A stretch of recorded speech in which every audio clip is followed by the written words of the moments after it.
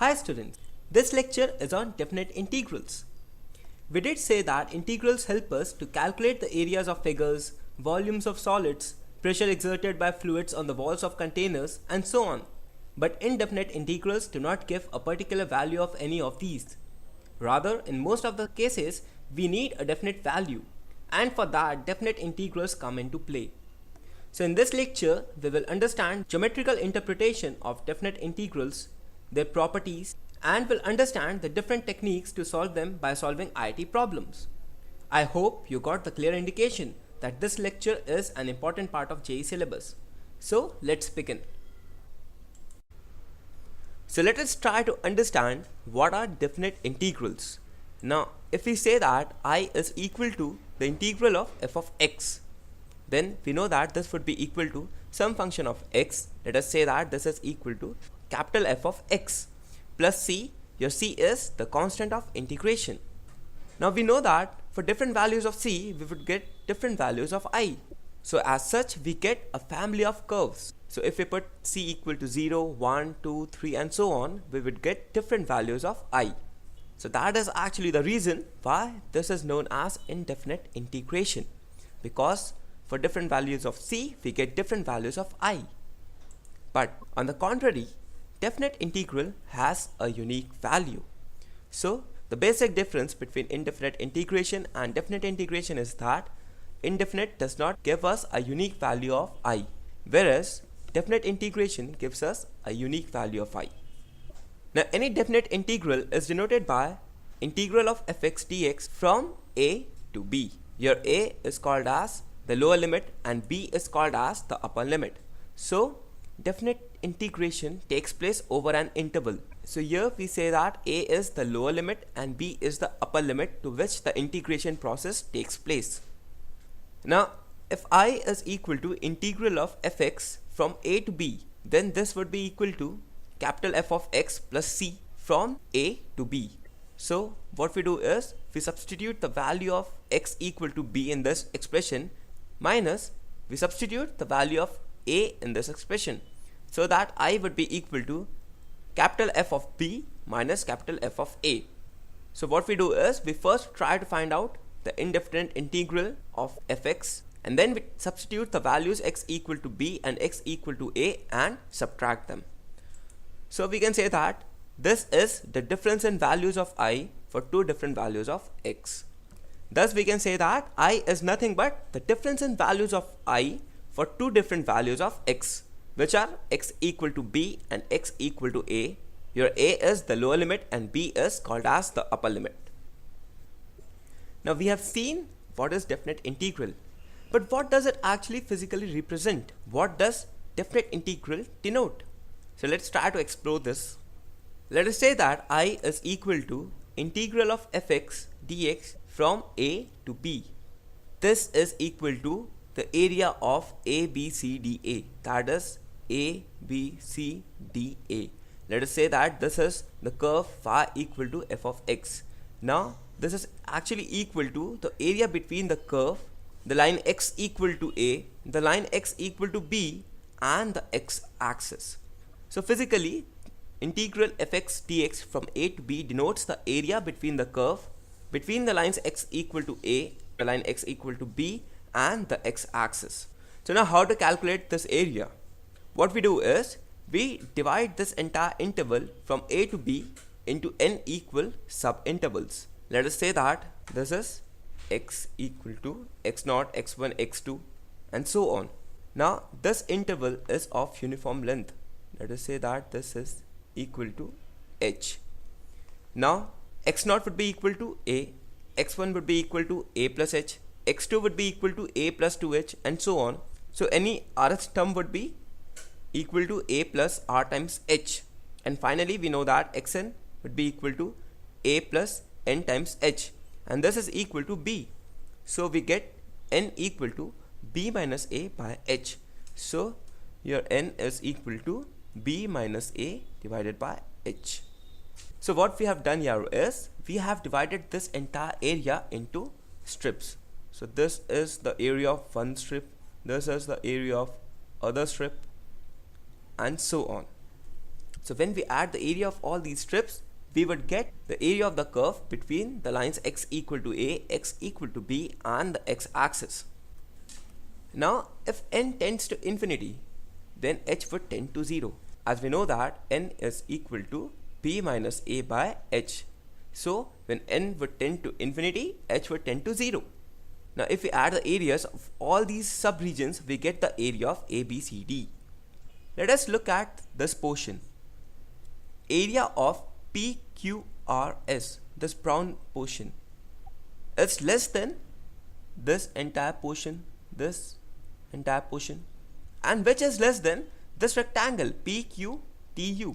So we see that this rectangle PQRS is less than area PQTS, and which is equal to the area between the curve, the x-axis, the point P and point Q, and which is actually less than this entire rectangle, that is PQTUP. So we get this identity. So let us say that Sn denotes the area of such rectangles PQRS. Capital Sn denotes the area of such rectangles PQTU. So Sn would be equal to the area of this rectangle plus the area of this rectangle, and so on up to the area of this rectangle. Now this length is nothing but equal to h. This is f of xr minus 1. So this area would be equal to the area of rectangle, which is h times f of x of r minus 1. So when we take all these rectangles, we get this as h and this as f of x naught. So the area of this rectangle would be equal to h times f of x naught. Similarly, the area of this rectangle would be equal to h times f of x1, and so on up to h times f of xn minus 1. Thus, the area of these rectangles is equal to Sn, and which is equal to h times f of x naught plus h times f of x1, and so on up to h times f of xn minus 1. Thus, we can write it as equal to h times summation of f of xr, where we see that r varies from 0 to n minus 1. Thus, Sn is equal to h times summation of f of xr, where r varies from 0 to n minus 1. Now similarly, let's try to calculate the area of this big rectangle PQTU. Now this is equal to h times f of xr, because the length of this is f of xr. Thus we see that if we add the areas of such rectangles, then we get Sn equal to h times f of x1 plus f of x2, and so on up to f of xn. Thus Sn is equal to h times summation of f of r, where r varies from 1 to n. Thus we see that small sn would be less than area of ABCDA, which is the area of the curve between x-axis x equal to a and x equal to b, and this would be less than capital Sn. Now what if n tends to infinity?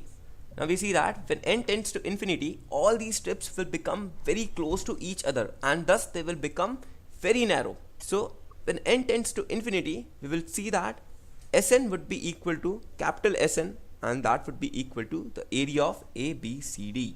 So when n tends to infinity, then this relation holds. That is, small sn would be equal to capital Sn, and that would be equal to the area of ABCDA.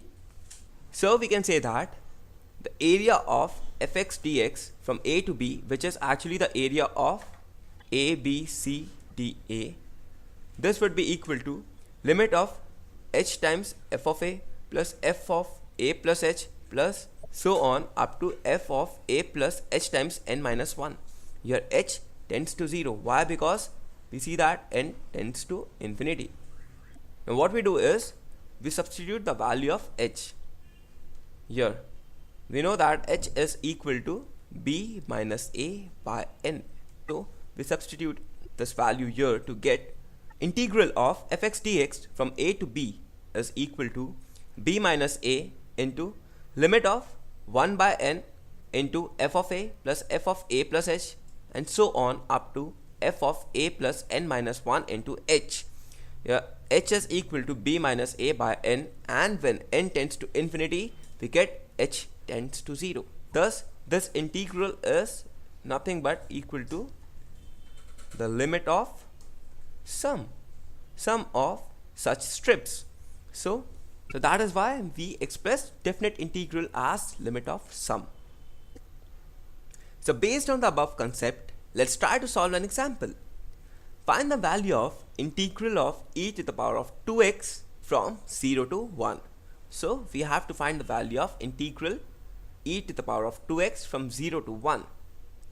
Now let us say that I is equal to the integral e to the power of 2x from 0 to 1. Now we would use definite integral as limit of sum.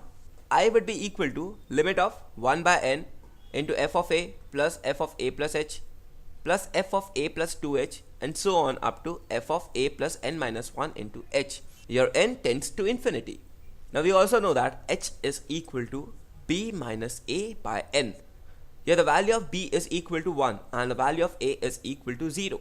So h would be equal to 1 minus 0 by n, and that was equal to 1 by n. Thus h is equal to 1 by n. Now fx is equal to e to the power of 2x. So I would be equal to limit of 1 by n into f of 0 plus f of 0 plus 1 by n plus f of 0 plus 2 by n and so on up to f of 0 plus n minus 1 by n. We put the value of h equal to 1 by n in this expression and the value of a equal to 0 in this expression. Now we get I equal to limit of 1 by n into f of 0 is nothing but equal to 1. F of 0 plus 1 by n would be equal to e to the power of 2 by n plus f of 0 plus 2 by n would be equal to e to the power of 4 by n, and so on. We get this expression as e to the power of 2 times n minus 1 by n. Now we see that these terms are in JP. Now why? Because we see that these terms have a common ratio, and that is equal to e to the power of 2 by n. Now we write I equal to limit of 1 by n into e to the power of 2n by n minus 1 divided by e to the power of 2 by n minus 1. Here again n tends to infinity. Now this is equal to e square minus 1, and we write this expression as this way: e to the power of 2 by n minus 1 divided by 2 by n. Now when we take the limit of this expression, we get I equal to e square minus 1. How we get this expression? If we use the limit of this expression, limit of e to the power of h minus 1 divided by h when h tends to 0.